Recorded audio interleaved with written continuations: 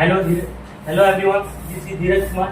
धीरज chemistry classes में आपका स्वागत करते हैं। चलिए आज आप लोग स्टार्ट करेंगे सॉल्यूशन चैप्टर का बहुत ही इंपॉर्टेंट टॉपिक, जो बहुत खतरनाक टॉपिक कहा भी जाता है। ये कॉलिगेटिव प्रॉपर्टी जो होता है, ये जो कॉलिगेटिव प्रॉपर्टी नीट के सिलेबस से और बोर्ड के सिलेबस से बहुत इंपॉर्टेंट टॉपिक है। चलिए हम लोग स्टार्ट करेंगे। फर्स्ट जो क्वेश्चन है फर्स्ट क्वेश्चन क्या है, देखिए, Which of the following is not a colligative property? इनमें से कौन सा आपका कॉलिगेटिव प्रॉपर्टी नहीं है? पहले समझिए कॉलिगेटिव प्रॉपर्टी होता क्या है। वैसा प्रॉपर्टी जो नंबर ऑफ सॉलिड पार्टिकल पे डिपेंड करे। किस पर डिपेंड करेगा sir?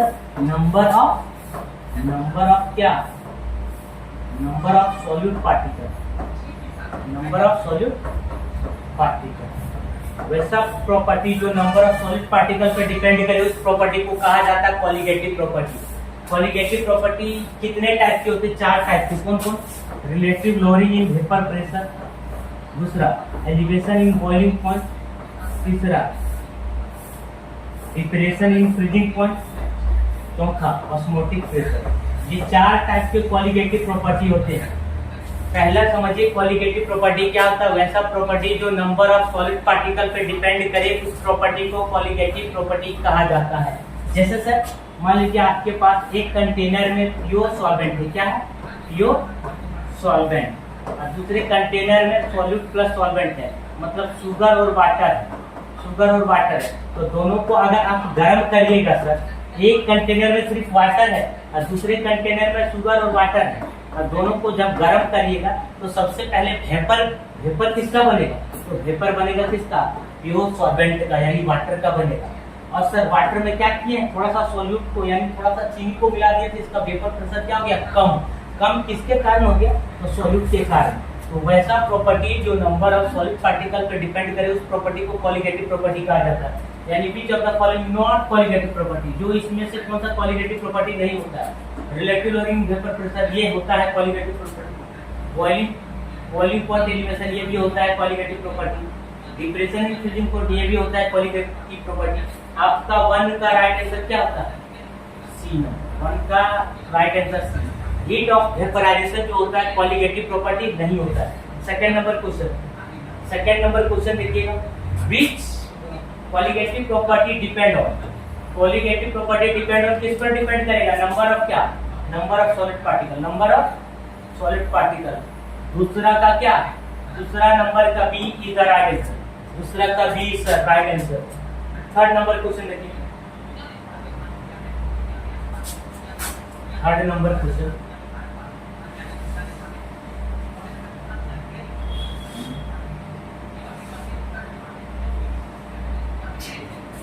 A solution containing 1 mole of NaCl। एक जो ये सॉल्यूशन है जो किसमें है?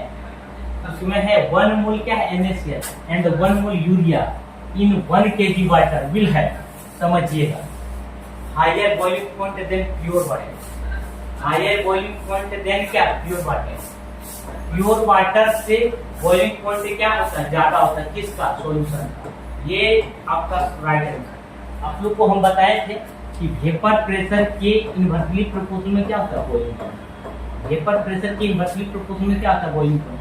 अगर वेपर प्रेशर बढ़ेगा तो बॉइलिंग पॉइंट क्या होगा? घटेगा। बॉइलिंग पॉइंट घटेगा। वेपर प्रेशर बढ़ेगा तो बॉइलिंग पॉइंट सर घटेगा। ये चीज और इसमें समझिए कैसे घटेगा। मान लीजिए एक कंटेनर है, इस कंटेनर में क्या है? आपके पास सॉल्वेंट यानी क्या?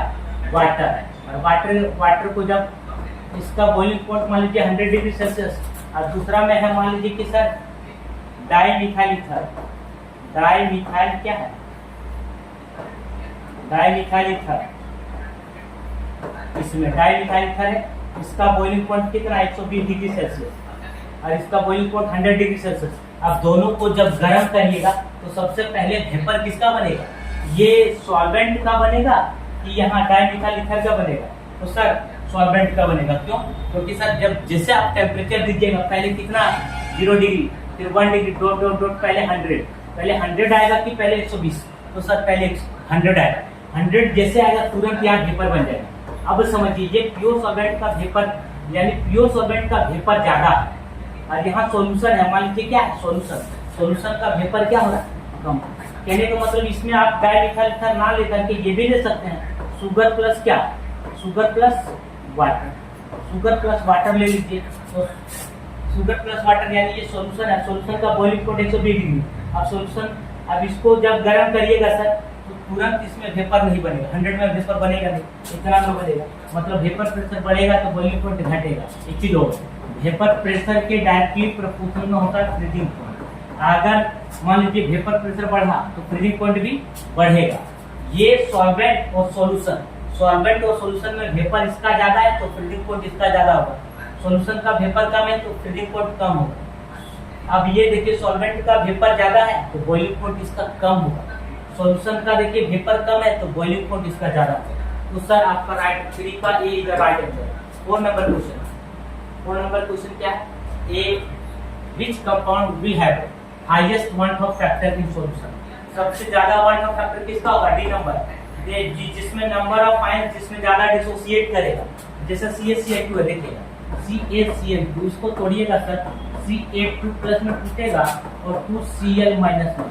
यहाँ कितना कंपोनेंट में, किसी भी केमिकल रिएक्शन के आगे जो नंबर या डिजिट होता है उसको कोफिशिएंट कहा जाता है।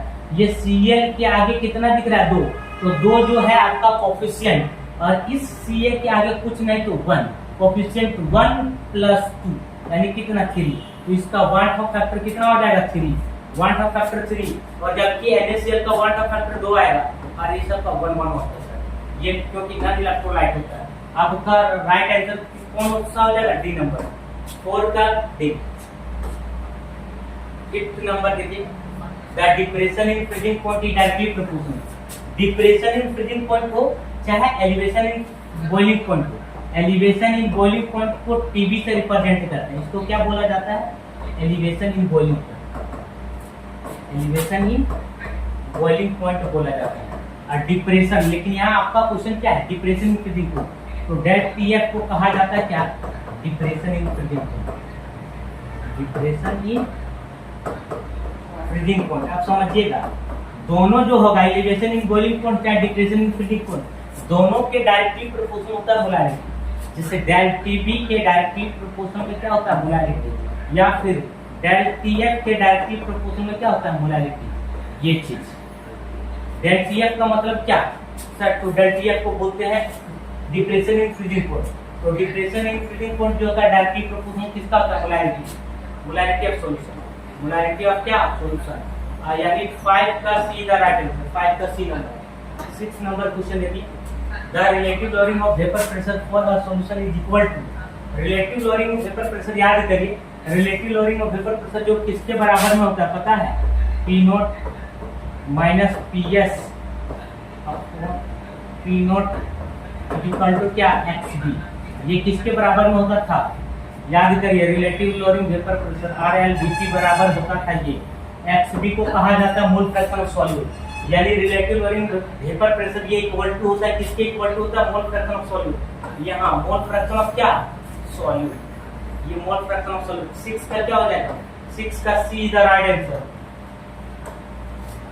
7 नंबर क्वेश्चन बाबू, 7 में क्या बोल रहा है, elevation in boiling point occurs because, elevation in boiling point जो होता है वो solute, elevation in boiling point पूछ रहा है,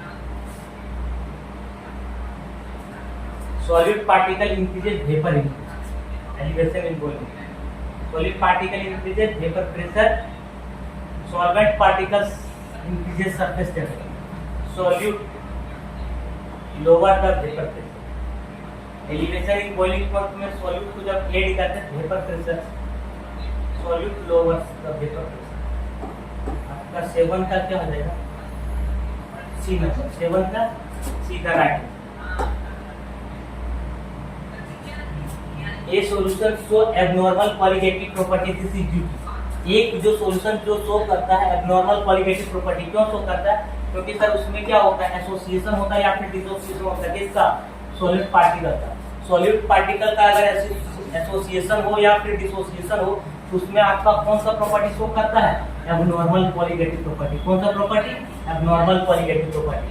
अब 8 का देखिए, 8 number, one Hoff factor I, ये वन ऑफ फैक्टर कौन साइंटिस्ट का पता है, इसी को फर्स्ट नोबेल प्राइज दिया गया था वार्नफ फैक्टर को। फर्स्ट नोबेल प्राइज केमिस्ट्री में किसको दिया गया था? तो वार्नफ फैक्टर को। कब? 1903 में। ये केमिस्ट्री का फर्स्ट ऐसा बंदा था जो फर्स्ट नोबेल प्राइज दिया गया था वार्नफ फैक्टर को। और इसको वार्नफ फैक्टर को आई से रिप्रेजेंट करते हैं for solute that dissociate completely into ions, 3 ions. तो 3 आयंस ये हो जाएगा 3 आयंस। 9 का C is the right answer. 10 number देखिए, which of the following aqueous solution has the highest boiling point? Highest boiling point किसका होता है? जो नंबर ऑफ आयंस ज्यादा डिसोसिएट करे, या फिर बोल सकते हैं नंबर ऑफ आयंस इंक्रीजेस। अगर मान लीजिए NaCl को आप डिसोसिएट करते हैं सर, तो यहाँ देखिए Na प्लस और Cl माइनस, यहाँ 2 आयंस में टूट रहा है। अगर इसी को आप MgCl2 में डिसोसिएट करते हैं तो Mg2 प्लस और 2Cl माइनस, यहाँ कितना आयंस? 2 और यहाँ 1 3 आयंस है सर। इसमें 3 आयंस, इसमें 2 आयंस, इसमें 3, ये सब को कहा जाता है नॉन इलेक्ट्रोलाइट। तो इसमें देखिए जिसमें जितना ज्यादा नंबर ऑफ आयंस रहेगा उसका बॉइलिंग पॉइंट उतना ही ज्यादा है। बॉइलिंग पॉइंट यहाँ पूछ रहा है क्या? हाईएस्ट बॉइलिंग पॉइंट, यानी 10 का C is the right answer, 10 का सी। अब देखिए molar elevation constant Kb each. Kb each क्या? Property of solvent. Property of क्या होता है? सॉल्वेंट। मोलार एलिवेशन कांस्टेंट जो होता है Kb को कहा जाता है क्या? मोलार एलिवेशन कांस्टेंट या मोलार एब्लियोस्कोपिक कांस्टेंट कहा जाता है। और ये क्या होता है? प्रॉपर्टी ऑफ सॉल्वेंट होता है। Na1 का क्या? C is the right answer. 12 number question, which of the following statement is incorrect? इनमें से कौन सा स्टेटमेंट जो है आपका गलत है? कौन सा स्टेटमेंट? देखिए qualitative property depend on the number of solid particle, ये सही है। Depression in physic point is a qualitative property, ये भी सही है। Boiling point of solution is always lower than that of solvent. हाँ ये सही है आपका। बॉइलिंग पॉइंट ऑफ सॉल्यूशन जो होता है लोअर देन होता है, लेकिन ये स्टेटमेंट आपका यही 12 का सी का राइट आंसर होगा। क्या बोल रहा है? बॉइलिंग पॉइंट ऑफ सॉल्यूशन का जो बॉइलिंग पॉइंट होता है वो हमेशा ज्यादा होता है, लेकिन यहाँ क्या लिखा है? लोअर लिखा है। ज्यादा होता है, किससे ज्यादा होता है? सॉल्वेंट से। अब ये आपका 12 का सी का राइट आंसर हो जाएगा। What of factor for acetic acid in ventilation on due to ionisation, dissociation, association, dilution. तो एसोसिएशन होता है। एसिटिक एसिड जो होता है डाइमर बनाता है। जैसे देखिए CH3COOH को कहा जाता है एसिटिक एसिड, और CH3COOH को जब दोनों को ऐड करेंगे सर, ये टूटेगा नहीं, ये जुड़ेगा, इसको कहा जाता है एसोसिएशन। अब ये ऑल ट्वाइस हो जाएगा इसको एसोसिएशन बोलते हैं। ये एसिटिक एसिड एसोसिएट हो रहा है। यहाँ भी 1 मोल एसिटिक एसिड है और यहाँ भी 1 मोल एसिटिक एसिड है, तो यहाँ बन रहा है 2 मोल एसिटिक एसिड। देखिए 2 मोल एसिड, इसको डाइमर भी कहा जाता है। तो ये एसोसिएशन होता है। 13 का सी इधर आ गया। 14 नंबर क्वेश्चन देखिए,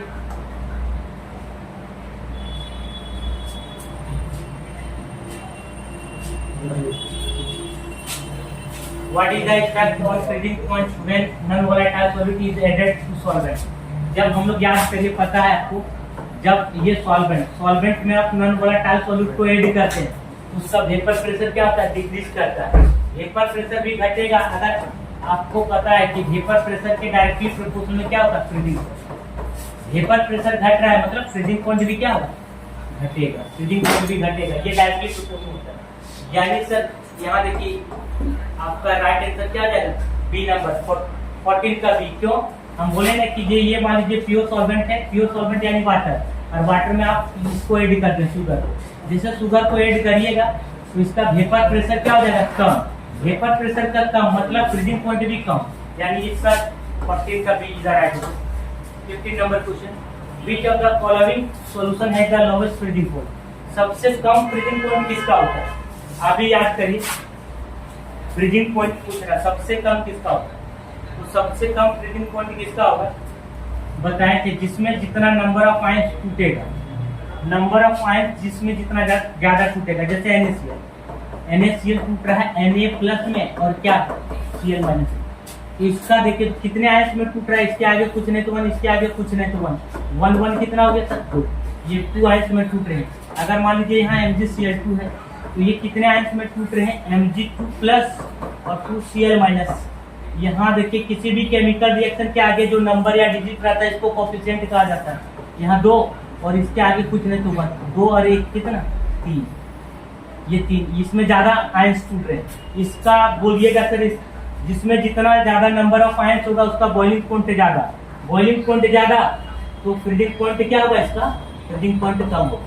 इसका बॉइलिंग पॉइंट ज्यादा तो फ्रीजिंग पॉइंट इसका कम। यहाँ क्या पूछ रहा है, लोवेस्ट फ्रीजिंग पॉइंट, तो लोवेस्ट फ्रीजिंग पॉइंट कौन होगा, सी इधर आएगा। Thank you.